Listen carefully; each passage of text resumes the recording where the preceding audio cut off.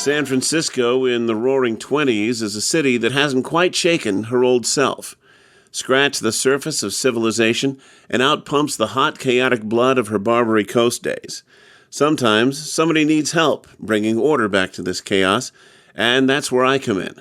I work for the Federated Detective Agency.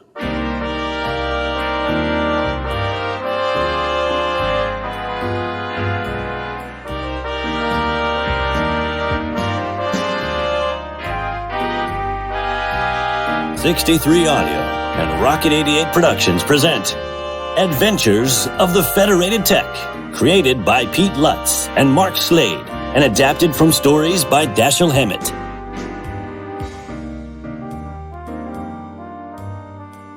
Tonight's story, Arson Plus, dramatized by Pete Lutz.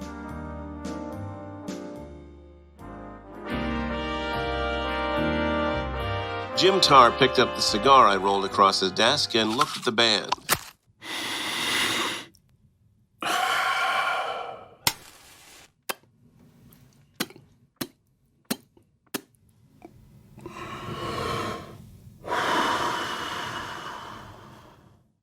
$3 for $1? You must want me to break a couple of laws this time. I'd been doing business with this fat sheriff of Sacramento County for 4 or 5 years, ever since I came to the Federated Detective Agency's San Francisco office, and I had never known him to miss an opening for a sour crack. But it didn't mean anything. Wrong both times. I get them for 2 bits each, and I'm here to do you a favor instead of asking for one. The company that insured Thornburg's house thinks somebody touched it off. Yeah, that's right enough.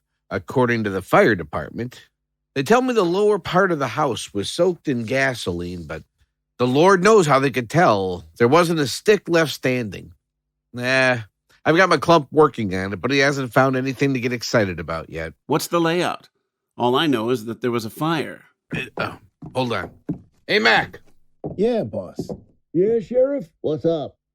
The pearl push buttons on the sheriff's desk are merely ornaments as far as Tarr is concerned. Deputy Sheriffs McHale, McClump, and Macklin came to the door together. McNabb apparently wasn't within hearing. The sheriff pointed a fat finger at McClump. What's the idea? Are you carrying a bodyguard around with you? I guess it's me, fellas. Go on back to your cribbage game. We got a city slicker to catch our firebug for us, Mac. But we got to tell him what it's all about first. Ain't the Lord good to us? McClump and I had worked together on an express robbery several months before. He's a rangy, tow-headed youngster of 25 or 6 with all the nerve in the world and most of the laziness. He dragged a chair over in front of us and draped himself across it. Well, here's how she stands. This fella Thornburg's house was a couple of miles out of town on the old country road. An old frame house. About midnight, night before last, the nearest neighbor, Jeff Pringle, saw a glare in the sky a half mile or so to the east of his place and phoned in the alarm. But by the time the fire wagons got there wasn't enough of the house left to bother about. Pringle was the first of his neighbors to get to the house, and the roof had already fallen in by then. Nobody saw anything suspicious? You mean strangers hanging around? Nope. Thornburg's hired help just managed to save themselves, and that's all. They was too scared to tell us much, but they did see Thornburg at his window just before the fire got him. Any other witnesses? Now that you mention it, yeah.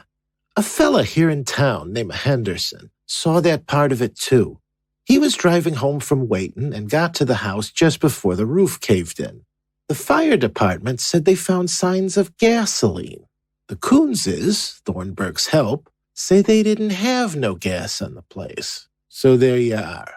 Thornburg have any relatives? Yeah, a niece in San Francisco, a Mrs. Evelyn Trowbridge. She was up yesterday, but there wasn't nothing she could do, and she couldn't tell us nothing much. So she went back home. Where are the servants now? Here in town, staying at a hotel on I Street. I told them to stick around for a few days. Thornburg own the house? Uh-huh. Bought it from the Nooning and Weed Agency a couple of months ago. You got anything to do this morning? Nothing but this. Good. Let's go out and dig around.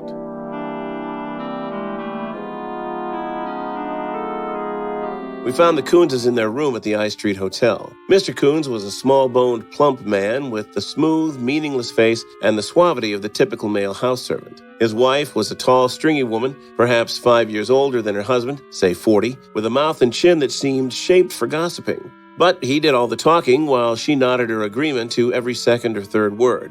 Boiled down to the pertinent facts, this is what Coons had to say. We went to work for Mr. Thornburg on the 15th of June, I think. We came to Sacramento around the 1st of the month and put in applications to the Alice Employment Bureau. A couple of weeks later, they sent us out to see Mr. Thornburg, and he took us on. Before this, sir, we were in Seattle with Mrs. Comerford. But the climate there didn't agree with my wife. She has bronchial trouble, so we decided to come to California. We most likely would have stayed in Seattle, though, if Mrs. Comerford hadn't given up her house. I know very little about Mr. Thornburg, sir. He wasn't a talkative gentleman. I think he was a retired seafaring man. Never said he was, but had that manner and look. He never went out or had anybody in to see him, except for his niece once, and he didn't write or get any mail. He had a room next to his bedroom fixed up with a sort of workshop in which he spent most of his time. I always thought he was working on some kind of invention, but he kept the door locked and wouldn't let us go near it. I haven't any idea at all what it was, sir. We never heard any hammering or noises from it, and never smelled anything either. And none of his clothes were ever the least bit soiled, even when they were ready to go out to the laundry. They would have been if he'd been working on anything like machinery. Was he an old man? He couldn't have been over 50, sir. He stood very erect, and his hair and beard were thick, with no gray hairs. Ever have any trouble with him? Oh, no, sir. He was, if I may say it, a very peculiar gentleman in a way, and he didn't care about anything except having his meals fixed right, having his clothes taken care of.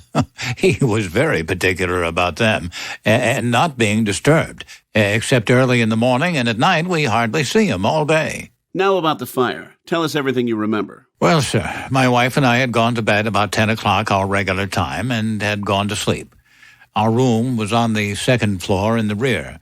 Sometime later, I never did exactly know what time it was. Coon said he woke up coughing from the smoke, jumped up and dragged his wife down the back stairs and out into the yard. He remembered his boss and tried to get back in the house, but the entire first floor was engulfed in flames. He ran around the house but didn't see anything of Thornburg. Then he heard Thornburg scream from his second-story bedroom window. Coons looked up and saw his employer trying to escape through the window, but the woodwork was burning, and he screamed again and fell back, and that's when the roof caved in on him. In the meantime, a gentleman had left his automobile in the road and come up to where I was standing. But the house was burning everywhere and falling in here and there. There wasn't anything we could do. So we went back to where I had left my wife and carried her further away from the fire. She had fainted, so we brought her to. And that's all I know about it, sir. Hear any noises earlier that night? Or see anybody hanging around? No, sir. Have any gasoline around the place? No, sir. Mr. Thornburg didn't have a car. No gasoline for cleaning? Well, no, sir. Not at all, unless Mr. Thornburg had it in his workshop. When his clothes needed cleaning, I took them to town, and all his laundry was taken by the grocer's man when he brought our provisions. Don't know anything that might have some bearing on the fire? No, sir. I was surprised when I heard that somebody had set the house afire. I could hardly believe it. I don't know why anybody should want to do that.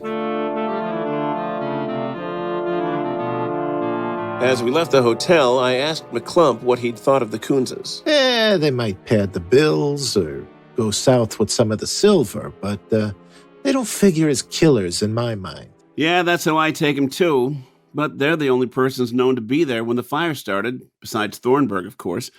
Let's step over to the Alice Employment Bureau and see what we can find out about them.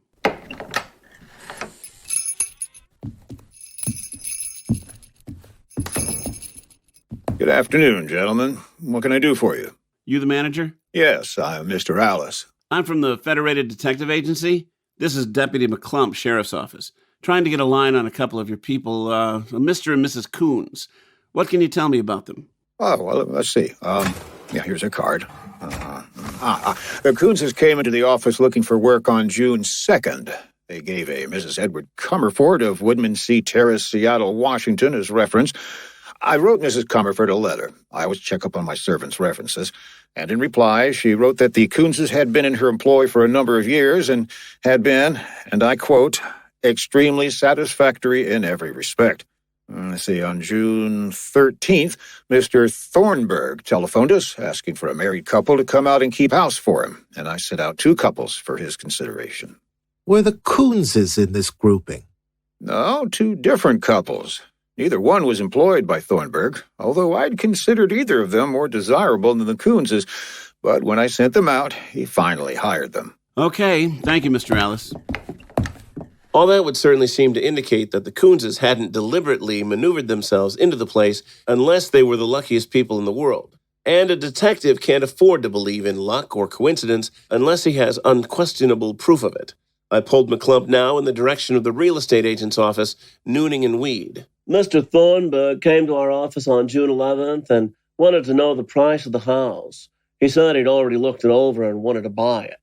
We closed the deal the next morning, and he paid for the house with a check for $14,500 written against his account at the Siemens Bank of San Francisco.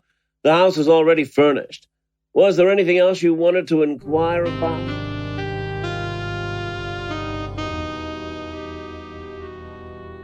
You got me all worn out with your running here and there. How about some lunch? Fine with me. After that, how about we pay a visit to the other witness in the fire, Mr. Howard Henderson? Sure. But you are buying.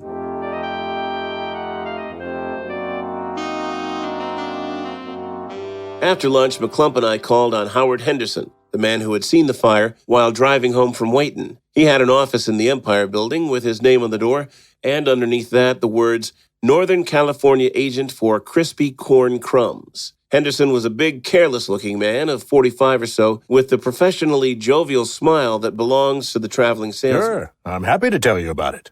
I was in Wayton on business the day of the fire and stayed there until it was pretty late. I'd gone to dinner and played pool with one of my customers, a grocer named Hammersmith. Let's see now. It was about 10:30 when I left Wayton in my machine, setting out for Sacramento.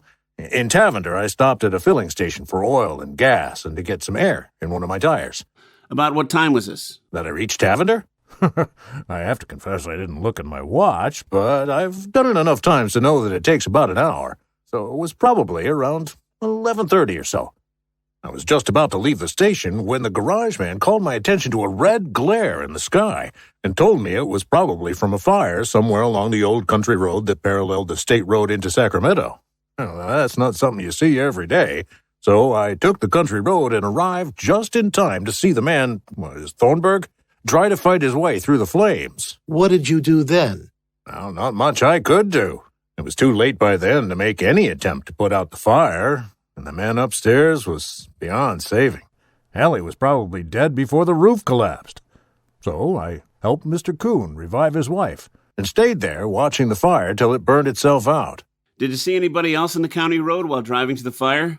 No.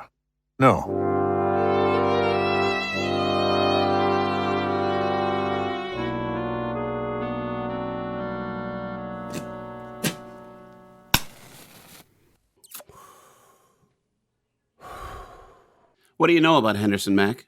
Came here from somewhere in the east, I think. Early in the summer to open that breakfast cereal agency. Lives at the Garden Hotel. Where do we go next? We get a car and take a look at what's left of the Thornburg house.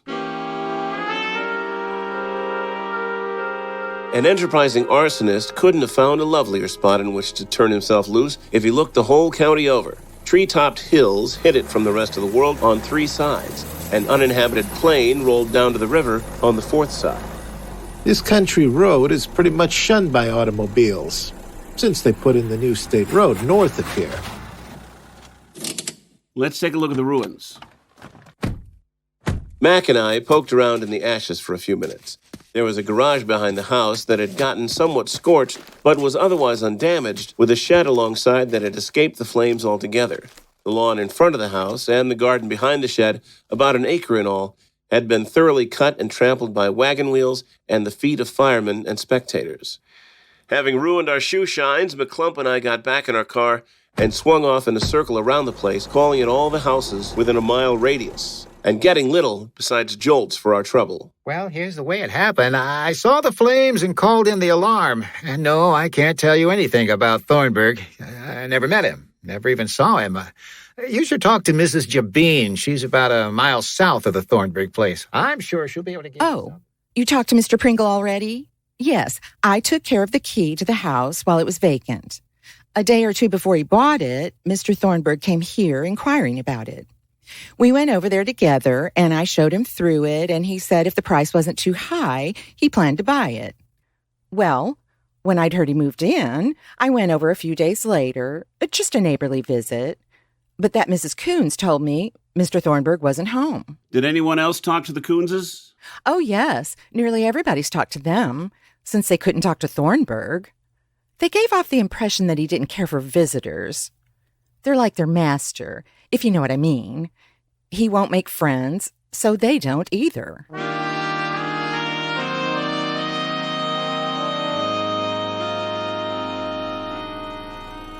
McClump summarized what the afternoon had taught us as we pointed our car toward Tavender. Any of these folks could have touched off the place. But we got nothing to show that any of them even knew Thornburg, let alone had a bone to pick with him. Tavender turned out to be a crossroad settlement of a general store and post office, a garage, a church, and 6 dwellings about 2 miles from Thornburg's place.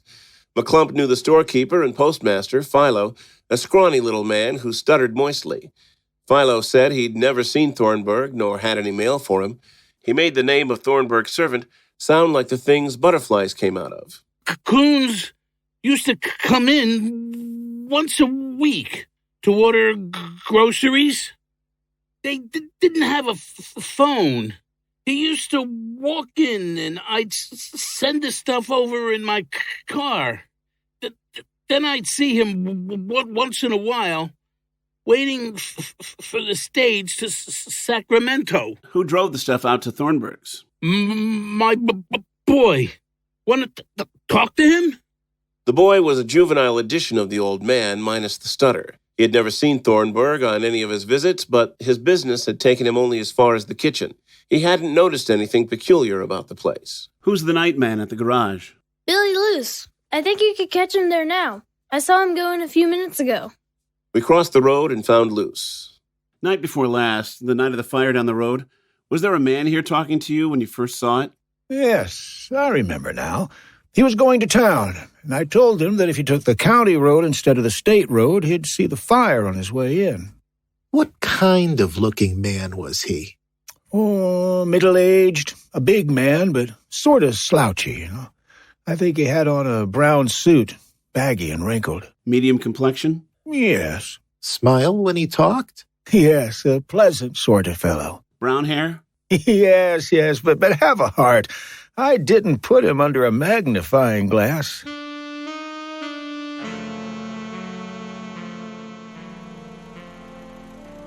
From Tavender, we drove over to Wayton. Luce's description fit Henderson all right, but while we were at it, we thought we might as well check up to make sure that he'd been coming from Wayton. 25 minutes after arriving in Wayton, we were rolling back to Sacramento. We'd spent 10 minutes finding Hammersmith, the grocer with whom Henderson had said he'd dined and played pool, 5 minutes finding the proprietor of the pool room, and 10 verifying Henderson's story. What do you think of it now, Mac?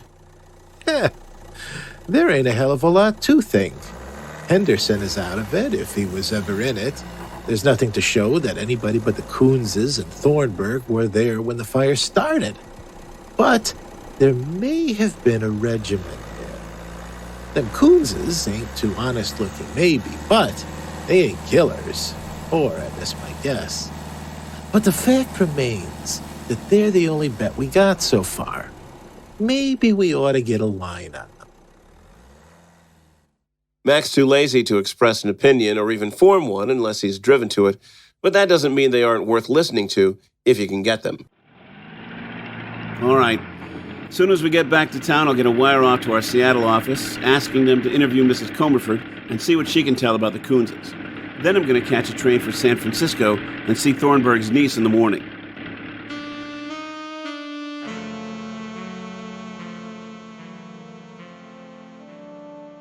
Next morning at Evelyn Trowbridge's rather elaborate apartment building on California Street, I was kept waiting for 3/4 of an hour while Mrs. Trowbridge dressed. If I had been younger, I suppose I'd have felt amply rewarded when she finally came in. She truly was attractive. But I was a busy middle-aged detective who was fuming over having his time wasted, and I was a lot more interested in finding the bird who struck the match than I was in feminine beauty. However, I smothered my grouch, apologized for disturbing her at such an early hour, and got down to business. Boiled down, this is the gist of our interview. My uncle was my mother's brother, and I'm the only one of that family now living. He was born here in San Francisco. I don't know the date, but he was about 50 years old, I think. He went to sea when he was a boy, and so far as I know, always followed it until a few months ago. I don't know if he was a captain. I wouldn't hear from him for years at a time. And then about 3 months ago, sometime in May, he came here and told me he was through with wandering. He had an invention he was interested in, and he was going to take a house in a quiet place where he could work undisturbed. Until that time, he lived here in the city, at the Francisco Hotel. After a couple of weeks, he simply disappeared. And then, about a month ago, I received a telegram from him asking me to come see him at his house near Sacramento. I went up the next day, and he seemed to be very excited over something. He gave me a will that he had just drawn up and some life insurance policies in which I was the beneficiary. I never saw him again after that. He had hinted rather plainly that I shouldn't write or visit him until I heard from him. Did you find that peculiar? Yes, I did, as he had always seemed very fond of me. What was this invention he was working on? I really don't know. I asked him once, but he became so agitated, even suspicious, that I changed the subject and never mentioned it again. Are you sure that he really did follow the sea all those years? No, I'm not. I just took it for granted, but he may have been doing something altogether different. I don't believe he was ever married, and I don't know any of his friends, nor his enemies. I don't want you to think this next question insulting, though I admit it is. Where were you the night of the fire? At home. I had some friends here to dinner, and they stayed until about midnight. Mr. and Mrs. Walker Kellogg, Mrs. John Dupree, and Mr. Kilmer, who is a lawyer. I can give you their addresses if you want to question them. The manager of the Francisco Hotel told me that Thornburg had been registered there from May 10th to June 13th and hadn't attracted much attention. His hours had been regular, and he had had no visitors that any of the hotel employees could remember. What did he look like? Well, Mr. Thornburg was tall, broad-shouldered, about 50. He had rather long brown hair brushed straight back, a short, pointed brown beard, and a healthy, ruddy complexion. I describe his dress and manner as grave, quiet, almost punctilious. Yes, decidedly punctilious.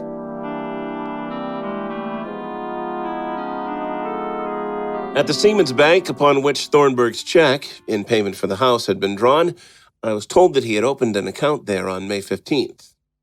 Mr. Thornburg was recommended by W. Jeffers & Sons, a local stockbroker's firm, eh? He still has a balance of a little more than $400, and we have canceled checks here, written to the order of various life insurance companies. Would you like to jot down the names? The canceled checks had been written for amounts that, if they represented premiums, testified to rather large policies. I then went from the Siemens Bank to the offices of W. Jeffers & Sons and spoke to the senior Mr. Jeffers. Thornburg. He came in on the 10th of May with $15,000 worth of bonds that he wanted sold. During one of our conversations, he asked me to recommend a bank, so I gave him a letter of introduction to the Siemens. That's all I know of him, really. I have the numbers of the bonds we sold and can give them to you if you think that'll help. Bonds aren't, as I'm sure you're aware, the easiest thing in the world to track.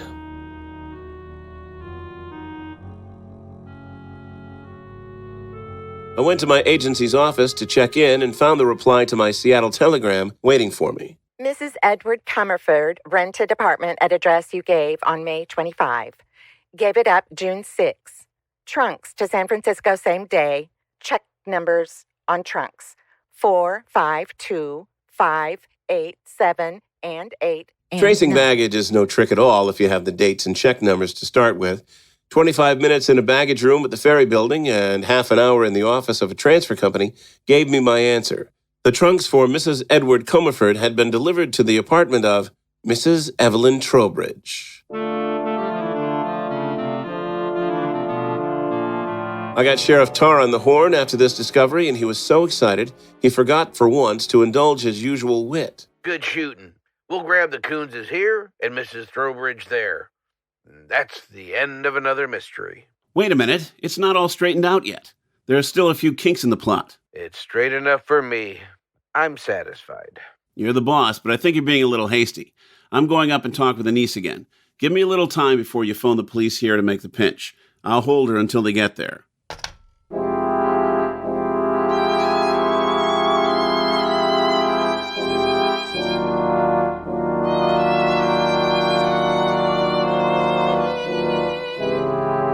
Evelyn Trowbridge let me in this time instead of the maid who had opened the door for me that morning, and she led me to the same room in which we'd had our first talk. I let her pick out a seat, and then I selected one that was closer to either door than hers was. So, I imagine you have more questions for me? On the way up, I'd planned a lot of innocent-sounding questions that would get her all snarled up. But after taking a good look at this woman sitting in front of me, leaning comfortably back in her chair, coolly waiting for me to speak my piece, I discarded the trick stuff and came out cold turkey. Ever use the name Mrs. Edward Comerford? Oh, yes. As casual as a knot on the street. When? Often. You see, I happen to have been married not so long ago to Mr. Edward Comerford, so it's not really strange that I should have used the name. Use it in Seattle recently? I would suggest that if you're leading up to the references I gave Coons and his wife, you might save time by coming right to it. That's fair enough. Let's do that.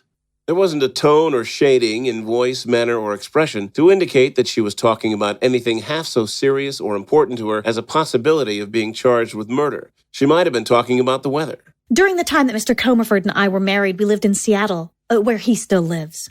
After the divorce, I left Seattle and resumed my maiden name. And the Coonses were in our employ, as you might learn if you care to look it up. You'll find my husband, or former husband, at the Chelsea Apartments, I think. Last summer, or early spring, I decided to return to Seattle.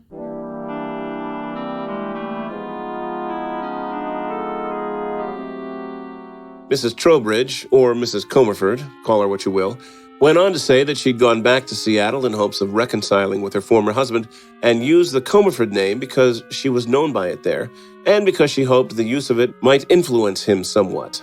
She rang up the Coonses to make tentative arrangements for their services, but was informed by Coons that they were moving to California. The lady was happy to write them a glowing recommendation when a letter of inquiry came from the Alice Employment Bureau in Sacramento. She changed her mind about a reconciliation after about 2 weeks in Seattle, discovering that Edward's interest was elsewhere. So I returned to San Francisco. Very nice, but... If you'll permit me to finish, when I went to see my uncle, I was surprised to find the Coonses in his house.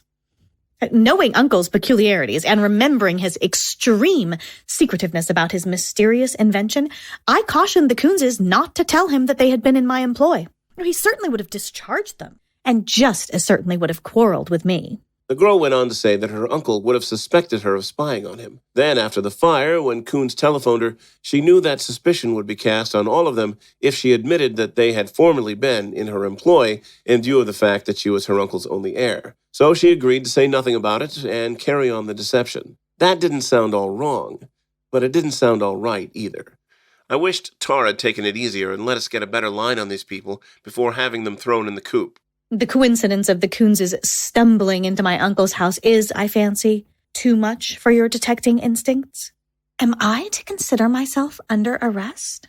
I'm beginning to like this girl. She's a nice, cool piece of work. I tell her, not yet, but I'm afraid it's going to happen pretty soon. She smiled a little mocking smile at that, and another when the doorbell rang. It was Ogar from police headquarters. Hi, Ogar. She's in here. We need to search the dump. We turned the apartment upside down and inside out, but didn't find anything of importance except the will she had told me about, dated July 8th, and her uncle's insurance policies. They were all dated between May 15th and June 10th and added up to a little more than $200,000. Ogar took Evelyn Trowbridge away, and I spent some time grilling the maid, the janitor, and the manager of the apartment building, and then the names she'd mentioned to me, and they all confirmed her story about the night of the fire. She really had been entertaining friends until late enough that she couldn't have been involved. Half an hour later, I was riding the short line back to Sacramento. I was getting to be one of the line's best customers, and my anatomy was on bouncing terms with every bump in the road. Between bumps, I tried to fit the pieces of this Thornburg puzzle together. The niece and the Coonses fit in somewhere, but not just where we had them. We had been working on the job sort of lopsided, but it was the best we could do with it. We had something on the Coonses and Evelyn Trowbridge now, but a good lawyer could make hash out of it. Mr. and Mrs. Coons were in the county jail when I got to Sacramento. After some questioning, they admitted their connection with Thornburg's niece and came through with stories that matched hers.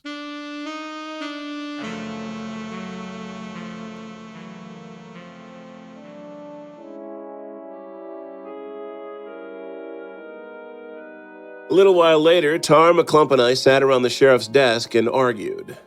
Those yarns are pipe dreams. We got all three of them cold, and they're as good as convicted. This comment caused McClump to grin derisively at his superior and turn to me. Go on. You tell him about the holes in this little case. He ain't your boss, and he ain't going to take it out on you later for being smarter than he is. Spill it, you wise guys. Our dope is that there's nothing to show that even Thornburg knew he was going to buy that house before the 10th of June, and that the Coonses were in town looking for work on the 2nd. And besides, it was only by luck that they got the jobs. The employment office sent two couples out there ahead of them. We'll take a chance on letting a jury figure that out. Yes? You'll also take a chance on them figuring out that Thornburg, who seems to have been a nut, might have touched off the place himself. We've got something on these people, Jim, but not enough to go into court with them. How are you going to prove that when the Coonses were planted in Thornburg's house, if you can even prove that they were planted, they and the Trowbridge woman knew he was going to load up with insurance policies? You guys are the limit. You run around in circles, digging up the dope on these people until you get enough to hang them. And then you run around hunting for outs? What's the matter with you now? Where are you going? Going to run some more circles. Come on, Mac.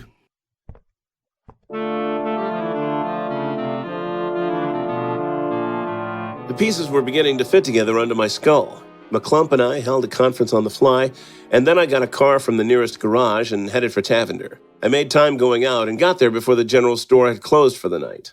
The stuttering Philo separated himself from two customers and followed me to the rear of the store. Do you keep an itemized list of the laundry you handle? No, just the amounts. Let's look at Thornburg's. He produced a begrimed and rumpled account book, and we picked out the weekly items I wanted. $2.60, $3.10, $2.25, and so on. Got the last batch of clean laundry here? Yes. It just came from the city today. I tore open the bundle. Some sheets and other linen, some feminine clothing, along with shirts, collars, underwear, and socks that were unmistakably Coonses. I thanked Philo while running back to the car. When I got back to Sacramento, McClump was waiting for me at the garage where I'd hired the car. Registered at the hotel on June 15th. Rented the office on the 16th. I think he's in the hotel now. That's just around the block. Let's go. Mr. Henderson went out a minute or two ago. He seemed to be in a hurry. Know where he keeps his car? In the hotel garage around the corner. We were within 10 feet of the garage when Henderson's automobile shot out and turned up the street. I called out to him, and that caused him to step on the gas and streak away from us. Want him? Uh-huh. McClump stopped a passing roadster by the simple expedient of stepping in front of him. He flashed his star at the bewildered driver as we climbed in and pointed out Henderson's dwindling taillight. After convincing himself that he wasn't being boarded by a couple of bandits, the commandeered driver did his best, and we soon picked up Henderson's taillight and closed in on it. Once we'd crawled up to a safe shooting distance on the outskirts of the city, I sent a bullet over the fleeing man's head. This seemed to encourage Henderson to get a little more speed out of his car, but we were gaining on him now. Then, just at the wrong minute, Henderson decided to look over his shoulder at us, and Henderson's machine ended up on its side. Almost immediately, from the heart of the tangle came a flash, and a bullet moaned past my ear. Another. And then, while I was still hunting for something to shoot at in the pile of junk we were drawing down upon, McClump's ancient and battered revolver roared in my other ear. Then we walked over to the wreck. Well, you got him. Nice shooting, Mac. You got him right over the eye. Now, I ain't an inquisitive sort of fella, but I hope you don't mind telling me why I shot this lad. Because he was Thornburg.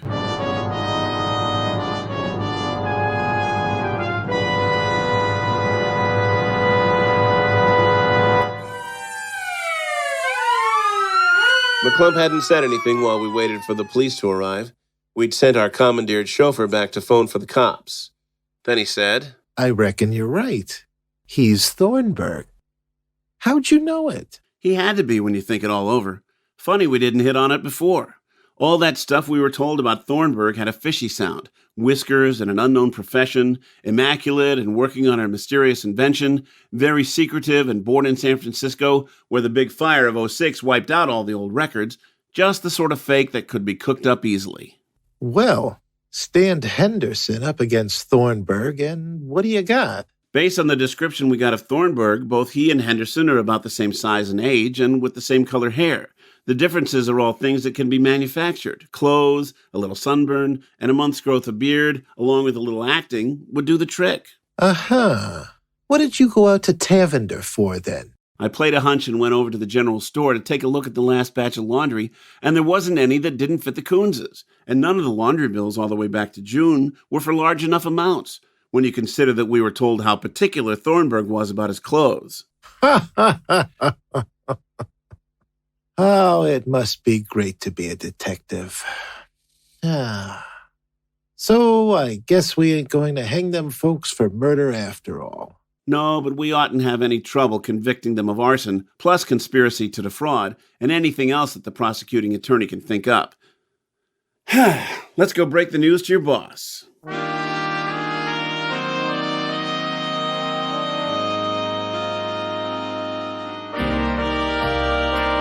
You've been listening to Arson Plus, Episode 1 of Adventures of the Federated Tec. Our cast consisted of the following players: Pete Lutz as the Federated Tec, and Deputies McHale and Macklin, plus the estate agent, Sergeant Ogar, and the night clerk.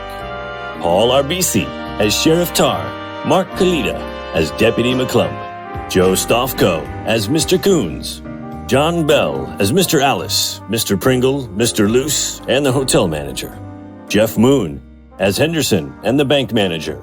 Jerry Eliff as Mrs. Jabeen and the voice of the telegram. Frank Guglielmelli as Philo. Rhiannon McAfee as Evelyn Trowbridge. And Rudy Good as Philo's son. Mr. Jeffers and your announcer were Monty Bratton. Arson Plus was originally published as a short story by Dashiell Hammett and appeared in the October 1st, 1923 issue of Black Mask magazine under the pseudonym Peter Collinson. Mixing and mastering were performed by Daniel French of Fishbonius Productions. This program was produced under the supervision of Pete Lutz. Incidental music composed and performed by Dr. Ross Bernard. Theme music by Dr. Ross Bernard. Sound effects from freesound.org, the public domain, and Fishbonius Productions. Join us again soon for Episode 2, The Gatewood Caper.